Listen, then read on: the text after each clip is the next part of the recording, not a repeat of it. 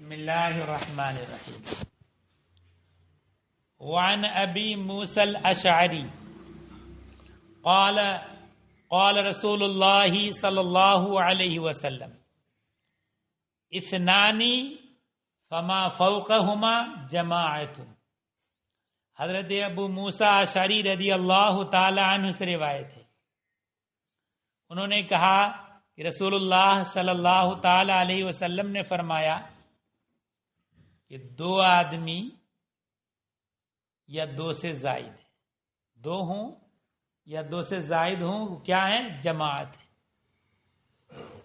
تو اس سے معلوم ہوا کہ اگر مسجد میں دو ہی آدمی ہوں تب بھی چاہیے کہ وہ جماعت سے ہی نماز ادا کریں. اور ایک دوسری حدیث میں ہے کہ جب تم دو ہو تو اذان کہو، اور چاہیے کہ جو تم میں بہتر ہے وہ نماز پڑھائے، یعنی نماز پڑھائے اور دوسرا اس کی پیروی کرے. تو معلوم ہوا کہ اگر دو شخص بھی ہوں تب بھی چاہیے کہ وہ جماعت کے ساتھ ہی نماز ادا کرے. وان بلال ابن عبداللہ ابن عمر عن ابیہ قال رسول اللہ صلی اللہ علیہ وسلم لا تمنعوا النساء حظوظهن من المساجد اذا استأذنکم. حضرت بلال ابن عبداللہ ابن عمر سے روایت ہے، انہوں نے روایت کی اپنے والد سے. ان کے والد انہوں نے کہا کہ رسول اللہ صلی اللہ تعالی علیہ وسلم نے فرمایا کہ عورتوں کو مساجد سے اپنا حصہ ثواب کا، حظوظ اپنا حصہ لینے سے نہ روکو. ابتدائی اسلام کی بات ہے یہ، وہ جو خیر القرون کا زمانہ تھا، خیر القرون سب سے بہتر قرن، کہ نبی کریم صلی اللہ علیہ وسلم نے فرمایا کہ خیر القرون و قرنی، یہ خیر القرون قرنی کے تمام زمانوں میں سب سے بہتر زمانہ میرا زمانہ ہے. تو اس زمانے میں نبی کریم صلی اللہ علیہ وسلم نے فرمایا کہ عورتوں کو مساجد سے حصہ لینے سے ثواب کا، یعنی جماعت نماز پڑھنے سے نہ روکو. اذا استأذنکم، جب وہ تم سے اجازت چاہیں. تو یہ اس دور کی بات ہے. پھر بعد میں چل کر کے جب فساد پیدا ہونے لگا تو صحابہ کرام نے ہی عورتوں پر مسجد کی حاضری سے روک لگا دی اور عورتوں کو کی حاضری مسجد میں مکروہ قرار دے دی گئی. تو آگے بلال فرماتے ہیں، جب یعنی بلال سے روایت ہے، عبداللہ ابن عمر نے اپنے والد سے روایت کی، تو بلال نے کہا کہ ٹھیک ہے، واللہ لنمنعن، بلال نے کہ اللہ کی قسم ضرور ہم ان کو منع کریں گے، یعنی عورتوں کو. فقال له عبداللہ، تو عبداللہ نے کہا، یعنی بلال جو ہے یہ عبداللہ کے بیٹے ہیں، تو اپنے والد سے ہی حدیث روایت کی کہ میرے والد عبداللہ نے ایسا بتایا. اور بلال جو ان کے بیٹے تھے عبداللہ کے، باپ نے حدیث بیان کی کہ نبی کریم صلی اللہ علیہ وسلم نے یہ فرمایا کہ عورتوں کو مسجدوں میں حصہ لینے سے ثواب کو مت روکو. اب بیٹے جو بلال ہیں وہ یہ کہنے کہ ہم ضرور منع کریں گے. تو عبداللہ نے کہا اقولو، میں تو یہ کہتا ہوں قال رسول اللہ صلی اللہ علیہ وسلم، کہ رسول اللہ صلی اللہ تعالیٰ علیہ وسلم نے فرمایا وَتَقُولُ أَنْتَ لَنَمْنَعُهُنَّ، اور تم یہ کہہ رہے ہو کہ ہم ضرور منع کریں گے. یہ اللہ کے رسول کا فرمان تو یہ ہے کہ منع نہ کرو، اور تم کہہ رہے کہ منع کریں گے. تو چونکہ حضرت عبداللہ نے اپنے بیٹے پر سرزنش کی، سرزنش اس لیے نہیں کہ عورتوں کو روکیں، بلکہ نبی کریم صلی اللہ تعالی علیہ وسلم کے فرمان کے بالمقابل انہوں نے کہا کہ ہم روکیں گے. بلکہ ان کو چاہیے تھا کہ نبی کریم صلی اللہ علیہ وسلم کا زمانہ وہ تھا کہ فساد ظاہر نہیں تھا، اب فساد ظاہر ہے، اس لیے اب وہ حالات نہیں رہے، لہذا اب منع کریں گے. یہ نہیں کہا انہوں نے، اس لیے ان کے والد نے یہ سرزنش کی کہ نبی کے فرمان کے آگے تم نے یہ کہہ دیا کہ ہم ضرور منع کریں گے. وفی روایتی سالم عن ابی ہے، سالم کی روایت ہے اپنے والد سے. سالم جو ہے یہ حضرت عبداللہ ابن عمر، حضرت فاروق اعظم کے بیٹے کا نام عبداللہ اور حضرت عبداللہ کے بیٹے کا نام سالم. تو سالم جو ہے حضرت فاروق اعظم کے پوتے تھے. تو سالم سے روایت ہے، انہوں نے روایت کی اپنے والد عبداللہ سے. کیا روایت کی؟ فَأَقْبَلَ عَلَيْهِ عبداللہ. تو جب بلال نے یہ بات کہی کہ ہم ضرور منع کریں گے، فَأَقْبَلَ عَلَيْهِ عبداللہ، تو عبداللہ ان کی طرف متوجہ ہو. فَسَبَّهُ سَبًّا مَا سَمِعْتُ سَبَّهُ مِثْلَهُ قَطُّ. تو کہا کہ انہوں نے ایسا برا کہا، ایسا برا کہا کہ میں نے ایسا برا کہتے ہوئے میں نے کبھی نہیں سنا تھا. اس بات کو کہ جب انہوں نے کہا کہ رسول اللہ صلی اللہ علیہ وسلم نے فرمایا یہ، اور اس کے بالمقابل انہوں نے کہہ دیا کہ ہم ضرور منع کریں گے. قال، تو انہوں نے کہا حضرت عبداللہ نے، اخبرک عن رسول اللہ صلی اللہ علیہ وسلم، میں تو رسول اللہ صلی اللہ تعالیٰ علیہ وسلم کی طرف سے ان کی حدیث کی خبر دے رہا ہوں. وَتَقُولُ وَاللَّهِ لَنَمْنَعُهُنَّ، اور تم یہ کہہ رہے ہو کہ ضرور ہم، اللہ کی قسم ضرور ہم ان عورتوں کو منع کریں گے. تو یہ اللہ کے رسول کے قول کے بالمقابل انہوں نے جو یہ بات کہی، اس بات پر حضرت عبداللہ کو جلال آیا. رواہ مسلم، اس حدیث کو حضرت امام مسلم نے روایت کیا. حالانکہ خود حضرت عبداللہ ابن عمر بھی عورتوں کو مسجد میں آنے سے روکتے تھے، مگر چونکہ احوال بدل جانے کی سبب سے فرمان رسول کے بالمقابل وہ قول کہنے کی بنیاد پر ان کو جلال آیا تھا. وان مجاہد ان عبداللہ ابن عمر ان النبی صلی اللہ علیہ وسلم قال لا یمنعن رجل اہلہ ان یاتوا المساجد. مجاہد، حضرت مجاہد روایت کرتے ہیں حضرت عبداللہ سے، حضرت عبداللہ ابن عمر سے، انہوں نے کہا کہ نبی کریم صلی اللہ تعالی علیہ وسلم نے فرمایا کہ کوئی مرد ہرگز نہ روکے اپنے اہل کو مسجدوں میں حاضر ہونے سے، یعنی مسجدوں میں نماز ادا کرنے سے ہرگز نہ روکے. فقال ابن لعبداللہ ابن عمر، تو ایک لڑکے نے عبداللہ ابن عمر سے کہا فَإِنَّا نَمْنَعُهُنَّ، بے شک ہم تو ضرور منع کریں عورتوں. فقال عبداللہ، تو حضرت عبداللہ نے کہا احدثکم عن رسول اللہ صلی اللہ علیہ وسلم، میں تو رسول اللہ صلی اللہ علیہ وسلم کی حدیث بیان کر رہا ہوں. وتقول ھذا، تم یہ بات کرے. قال فما کلمہ عبداللہ حتی مات، اس حدیث میں ہے کہ یہاں تک کہ حضرت عبداللہ نے اس لڑکے سے، اس شخص سے کلام کرنا ترک کر دیا، یہاں تک کہ ان کو موت آ گئی. اللہ نے موت تک پھر ان سے کلام نہیں فرمایا. اس بات سے کہ رسول اللہ کی قول کے بالمقابل اپنے قول کو کیوں رکھ دیا. رواہ احمد، اس حدیث کو امام احمد نے روایت کیا. باب تسویتی صفوف، صفوں کو برابر کرنے کے بارے میں ہے یہ حدیث، یہ باب. الفصل الاول عن النعمان ابن بشیر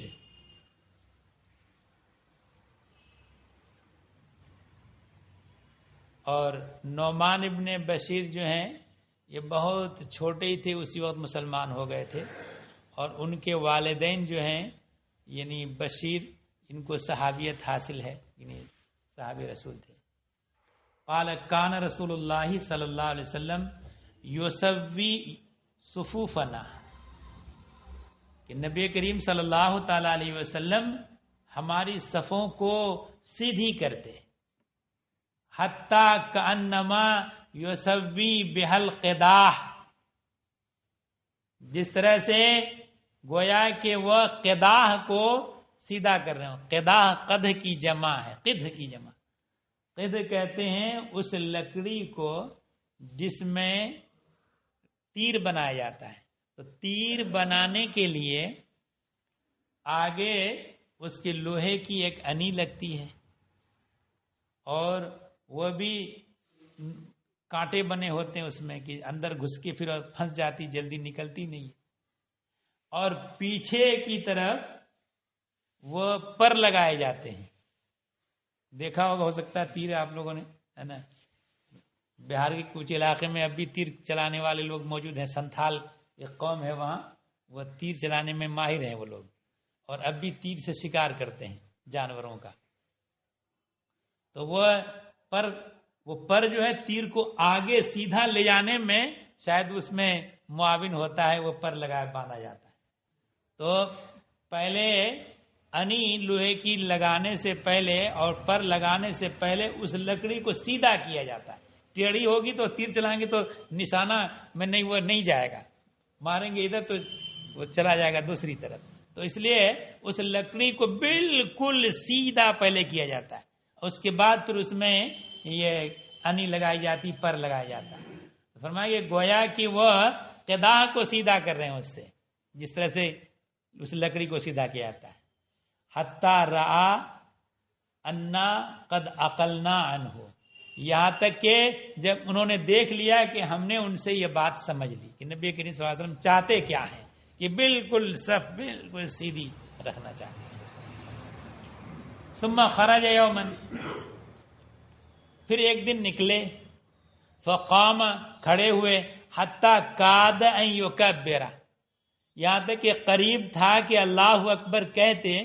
فرآ رجلا بادیا صدرہ من الصف، ایک آدمی کو دیکھا کہ ان کا سینہ صف سے نکلا ہوا تھا، آگے بڑھا، سب جو چلی آتی سینہ آگے بڑھا. فقال عباد اللہ، نبی کریم صلی اللہ تعالی علیہ وسلم فرمایا کہ اے اللہ کے بندو، لا تسون صفوفکم، اپنی صفیں سیدھی کر لو. لا تسون صفوفکم، اپنی صفیں سیدھی کر لو. اول یخالفن اللہ بین وجوہکم، یا پھر اللہ ضرور تمہارے درمیان مخالفت ڈال دے گا. اگر صفیں سیدھی نہیں رکھو گے، کوئی آگے کوئی پیچھے کھڑے ہو گئے، تو اللہ تبارک و تعالیٰ تمہارے درمیان مخالفت ڈال دے گا. مخالفت ڈالنے کا مطلب یہ ہوا کہ ان میں تمہارے درمیان بغض و کینہ پیدا ہو جائے گا، اور بغض و کینہ پیدا ہونے کی وجہ یہی ہے کہ وہ صفوں کو سیدھا ہو کر کے کھڑے نہیں ہوتے. وعن انس قال اقیمت الصلاۃ فاقبل علینا رسول اللہ صلی اللہ علیہ وسلم بوجہہ فقال، حضرت انس رضی اللہ تعالی عنہ سے روایت، انہوں نے کہا کہ نماز کی اقامت کہی گئی، فاقبل علینا رسول اللہ صلی اللہ علیہ وسلم، رسول اللہ صلی اللہ تعالی علیہ وسلم اپنے چہرے مبارک سے ہماری طرف متوجہ ہوئے، چہرے مبارک ہماری طرف کیا. فقال، فرمایا، اقیموا صفوفکم، اپنی صفیں سیدھی کرو، وتراسوا، اور مل کر کھڑے ہو، کندھے سے کندھا ملا کر. کچھ لوگ جو ہے بیچ میں جو خالی چھوڑ دیتے ہیں، نہیں، مل کر کھڑے ہو. فَإِنِّي أَرَاكُمْ مِنْ وَرَاءِ ظَهْرِي، اللہ، کہ بے شک میں تم لوگوں کو اپنی پشت کے پیچھے سے دیکھتا ہوں. نماز کے لیے کھڑے ہو گئے، مگر میں پیچھے بھی دیکھ رہا ہوں کہ کون آگے کون پیچھے ہے. رواہ البخاری، اس حدیث کو امام بخاری نے روایت کیا ہے. اب دیکھ لیجئے، یہ آنکھیں تو آگے ہیں اور آدمی جہت مقابل کو ہی دیکھتا ہے، پیچھے کی طرف دیکھنے کی صلاحیت نہیں دی گئی ہے. لیکن نبی کریم صلی اللہ تعالی علیہ وسلم پیچھے بھی دیکھ رہے ہیں، ہے نا. تو یہی تو غیب ہے. اور یہ کہنا کہ صاحب ضعیف حدیث امام بخاری نے روایت کی ہے نا، رواہ البخاری. وفی المتفق علیہ، اور متفق علیہ حدیث میں ہے. متفق علیہ کہا جاتا ہے اس حدیث کو جس کو امام بخاری امام مسلم دونوں محدثین روایت کریں. تو متفق علیہ حدیث میں ہے، اتم الصفوف، صفیں پوری کرو، فإنی اراکم من وراء ظہری، کہ میں تم لوگوں کو اپنی پشت کے پیچھے سے دیکھتا ہوں. وعنہ قال قال رسول اللہ صلی اللہ علیہ وسلم سووا صفوفکم. انہی سے روایت حضرت انس سے، انہوں نے کہا کہ رسول اللہ صلی اللہ تعالی علیہ وسلم نے فرمایا کہ اپنی صفیں سیدھی کرو، فإن تسویۃ الصفوف من اقامت الصلاۃ، کہ صفوں کو سیدھا کرنا بھی نماز قائم کرنے ہی میں سے ہے. متفق علیہ، یہ حدیث متفق علیہ، امام بخاری امام مسلم دونوں نے اس حدیث کو روایت کیا. الا ان عند مسلم، البتہ امام مسلم کے نزدیک یوں ہے کہ فإن تسویۃ الصفوف من تمام الصلاۃ، کہ صفوں کو سیدھا رکھنا نماز کی تمامیت میں سے ہے، کہ نماز اس کے ذریعے سے تام ہوتی ہے. وان ابی مسعود الانصاری قال کان رسول اللہ صلی اللہ علیہ وسلم یمسح مناکبنا فی الصلاۃ. حضرت ابو مسعود انصاری رضی اللہ تعالی عنہ سے روایت ہے، انہوں نے کہا کہ رسول اللہ صلی اللہ تعالی علیہ وسلم نماز میں ہمارے کندھوں پر ہاتھ پھیرتے تھے، مسح ہاتھ پھیرتے، وہ یقول اور کہتے، کندھوں پر ہاتھ پھیرتے ہوئے کہتے استو ولا تختلفوا فتختلف قلوبکم، سیدھے ہو جاؤ، مختلف مت ہو. مختلف ہونے کا مطلب تھوڑا آگے اور پیچھے، کہ اگر مختلف ہوگے تو کیا فتختلف قلوبکم، پھر تمہارے دل مختلف ہو جائیں گے. اللہ لِيَلِيَنِي مِنْكُمْ أُولُو الْأَحْلَامِ وَالنُّهَى، چاہیے کہ مجھ سے قریب ہوں وہ جو عقل اور سمجھداری والے ہیں، یعنی جو سمجھداری جن کے اندر ہے وہ. ثم الذین یلونہم، پھر وہ لوگ جو ان کے قریب ہیں، یعنی سمجھداری میں، پھر وہ لوگ جو ان سے قریب ہیں. قال ابو مسعود، حضرت ابو مسعود نے کہا جو فَأَنْتُمُ الْيَوْمَ أَشَدُّ اخْتِلَافًا، کہ آج تم لوگ اختلاف میں بہت سخت ہو گئے ہو، اختلاف تمہارے درمیان سخت ہو گیا ہے. کیوں؟ وہی وجہ ہے کہ سب میں سیدھے کھڑے نہیں ہو رہے. رواہ مسلم، اس حدیث کو امام مسلم نے روایت کیا. وعن عبداللہ ابن مسعود قال قال رسول اللہ صلی اللہ علیہ وسلم لِيَلِيَنِي مِنْكُمْ أُولُو الْأَحْلَامِ وَالنُّهَى. حضرت عبداللہ ابن مسعود رضی اللہ تعالی عنہ سے روایت، انہوں نے کہا کہ رسول اللہ صلی اللہ تعالی علیہ وسلم نے فرمایا کہ چاہیے کہ تم میں سے عقل اور سمجھداری والے مجھ سے قریب ہوں. یعنی نبی کریم صلی اللہ تعالی علیہ وسلم جب اگر آگے پیچھے پہنچیں گے مسجد میں تو جو پہلے پہنچے گا وہ پہلی صف میں پہنچے، اور ایک ساتھ اگر سب لوگ مسجد میں پہنچیں تو نبی کریم صلی اللہ تعالی علیہ وسلم نے تلقین فرمائی کہ جو عقل و شعور جن کے اندر زیادہ ہو، سمجھداری زیادہ ہو، وہ میرے قریب ہوں. وجہ کیا ہے کہ نبی کریم صلی اللہ تعالی علیہ وسلم کے طور طریق کو وہ دیکھیں گے، اچھی طرح سمجھیں گے، دوسروں کو سمجھائیں گے، ہے نا. تو اس لیے تاکہ نبی کریم صلی اللہ تعالی علیہ وسلم سے علم حاصل کریں، ان کے طریقے کو سیکھیں گے زیادہ تو زیادہ تبلیغ کر سکیں گے. اور اگر یہ لوگ دور رہ گئے، دوسرے لوگ اگر قریب ہو گئے سمجھ، تو ان کو اتنا شعور اور سمجھداری نہیں ہوگی، تو وہ نبی کریم صلی اللہ تعالی علیہ وسلم کی سنت کو اور ان کے طریقے کو دوسروں تک نہیں پہنچا سکیں گے. ثم الذین یلونہم، پھر وہ لوگ جو ان سے قریب ہیں سمجھداری میں. ثلاثاً، یہ 3 بار فرمایا. آگے فرمایا ایاکم وحیشات الاسواق، اپنے کو بچاؤ بازاروں کے شور و شغب سے، بازاروں کے شور و شغب سے اپنے کو بچاؤ. تو اس کا مطلب یہ ہوا کہ مومن اپنی ضرورت ہی کے تحت بازار جائے، ہے نا. بلکہ ایک دوسری حدیث میں کہا گیا کہ تمام جگہوں میں بری جگہ بازار ہے اور تمام جگہوں میں اچھی جگہ مسجد ہے. تو اس لیے بازار کے شور شغب سے اپنے کو بچاؤ.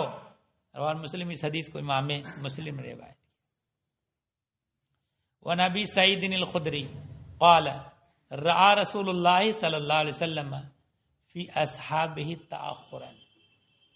حضرت ابو سعید خدری رضی اللہ تعالیٰ عنہ سے روایت ہے، انہوں نے کہا کہ رسول اللہ صلی اللہ تعالیٰ علیہ وسلم نے اپنے اصحاب میں تاخر دیکھا، پیچھے رہنا. فقال لهم، تو ان سے فرمایا تقدموا، آگے بڑھو،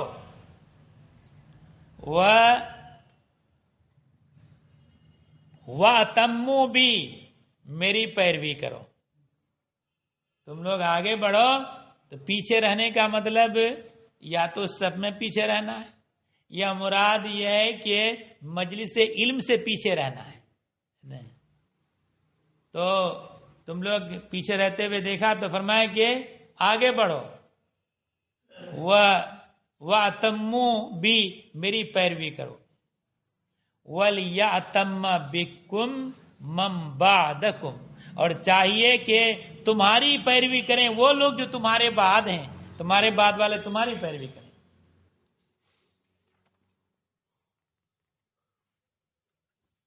لا يزال قوم يتأخرون حتى يؤخرهم اللہ، لوگ پیچھے ہوتے رہتے ہیں، لوگ لگاتار پیچھے ہوتے رہتے یہاں تک کہ اللہ تبارک و تعالیٰ ان کو پیچھے کر دیتا ہے، خیر سے پیچھے کر دیتا ہے. اللہ. اور حضرت مولا علی قاری فرماتا ہے یؤخرہم اللہ ای فی دخول الجنت، کہ جنت کے داخل ہونے میں پیچھے کر دیتا ہے.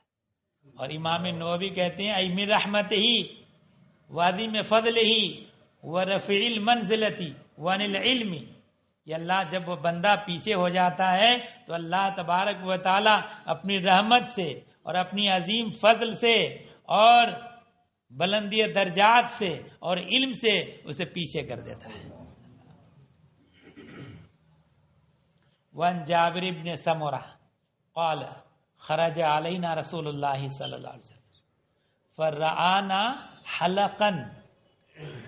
حضرت جابر بن سمرہ سے روایت ہے، انہوں نے کہا کہ ہمارے درمیان رسول اللہ صلی اللہ علیہ وسلم نکلے، تشریف فرما ہوئے، تو ہم کو دیکھا حلقہ میں، یعنی ٹولی ٹولی بنی.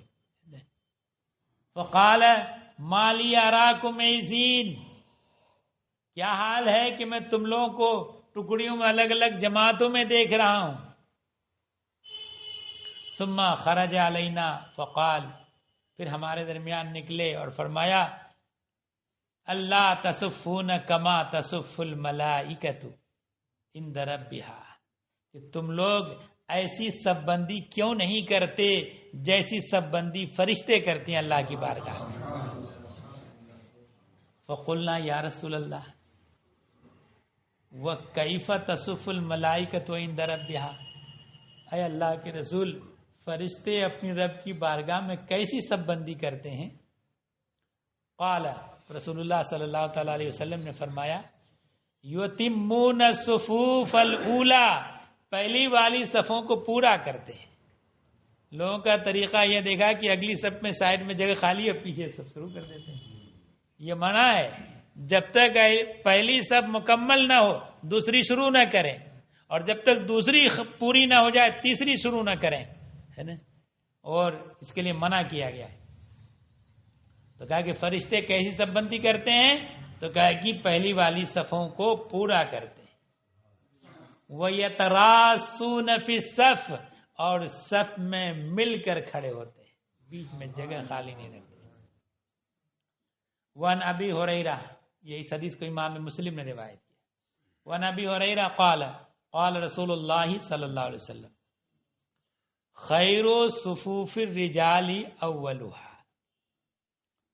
حضرت ابو ہریرہ رضی اللہ تعالی عنہ سے روایت، انہوں نے کہا کہ رسول اللہ صلی اللہ تعالی علیہ وسلم نے فرمایا کہ تمام مردوں کی صفوں میں سب سے بہتر صف پہلی صف ہے، سب سے افضل پہلی صف ہے. فضیلت اس کی زیادہ ہے، زیادہ ثواب ہے. وَشَرُّهَا آخِرُهَا، اور سب سے کم درجہ کے اعتبار سے صفوں میں سب سے آخری صف ہے۔ اور اس زمانے میں چونکہ عورتیں بھی مسجد میں جماعت کے لیے حاضر ہوتی تھیں، ابتداء اسلام کی بات ہے، تو فرمایا خیر و صفوف النساء آخرها، اور عورتوں کی صفوں میں سب سے بہتر پچھلی صف ہے۔ مردوں کے لیے تو سب سے افضل اگلی صف ہے، اور عورتوں کے لیے سب سے بہتر پچھلی صف ہے۔ وَشَرُّهَا أَوَّلُهَا، اور سب سے کمتر ہے اگلی صف عورتوں کے لیے۔ کیوں؟ کہ جو پچھلی صف ہوگی مردوں کی صف سے اس کو دوری زیادہ ہوگی، تو عورت مردوں سے دوری زیادہ ہونے کی بنا پر پچھلی صف کو زیادہ خیر اور زیادہ بہتر کا قرار دیا گیا ہے۔ رواہ مسلم، اس حدیث کو امام مسلم نے روایت کی۔ مگر ایک بات یہ دیکھیے، مردوں کی جو پہلی صف سب سے افضل ہے یہ نمازوں میں ہے، یعنی پنجگانہ نماز میں یا تراویح کی نماز میں یا جمعے کی نماز میں۔ جنازے کی نماز میں اس کا برعکس ہے، جنازے کی نماز کا حکم ویسے ہی جیسے عورتوں کی صفوں کا ہے کہ سب سے افضل پچھلی صف ہے جنازے کی نماز میں، ہے نا؟ تو اس کی وجہ جو ہے کیا ہے کہ دیکھیے، جنازے کی نماز میں چونکہ جنازہ سامنے رکھا ہوتا ہے اور جنازے کی نماز پڑھی جاتی ہے، تو جنازے کی نماز میں جنازہ سامنے رکھے ہونے کی صورت میں جنازہ پڑھنا ایک گناہ جو کفار مشرکین بت کو پوجتے ہیں اس سے ایک طرح کی مشابہت پیدا ہوتی ہے، مگر مسلم کا حق ادا کرنے کے لیے اس کو جائز مشروع رکھا گیا ہے، حق مسلم ادا کرنے کے لیے کہ مسلم کا حق دوسرے مسلم پر یہ ہے کہ وہ اس کو غسل دیں، کفن پہنائیں اور نماز جنازہ پڑھیں، اس کے لیے دعائے خیر، نماز جنازہ دعائے خیر کرنا، دعائے خیر کریں، تو اس حق کی وجہ سے مشروعیت ہے۔ اگر یہ حق نہ ہوتا تو نماز جنازہ کی اجازت نہ ہوتی، تو اس مشروعیت کی وجہ سے جائز قرار دیا گیا، تو اس لیے مشابہت جو پچھلی صف ہوگی مشابہت سے زیادہ دور ہے، اس لیے زیادہ افضل قرار دیا گیا ہے نا۔